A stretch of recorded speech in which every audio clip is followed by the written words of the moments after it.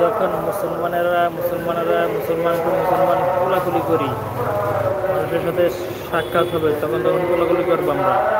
তখন একটা ছোট্ট একটা দোয়া আছে, সেই দোয়াটা হলো আল্লাহুম্মা জিদ মুহাব্বতে লিল্লাহি ওয়া রাসূলিহি সাল্লাল্লাহু আলাইহি ওয়াসাল্লাম। ঈদের দিনও কোলাকুলি করা হয়, এমনি আদারওয়াইজ জুমার দিন, লাইলাতুল জুমার দিনের কোলাকুলি করা হয়, অনেকেই করে, কিন্তু আমাদের কোলাকুলি করা উচিত, অনেক উত্তম কাজ। কোলাকুলি করতে পারলে, হ্যান্ডশেক করলে, কোলাকুলি করতে পারলে সগীরা গুনাহ আল্লাহ তাআলা মাফ করেন।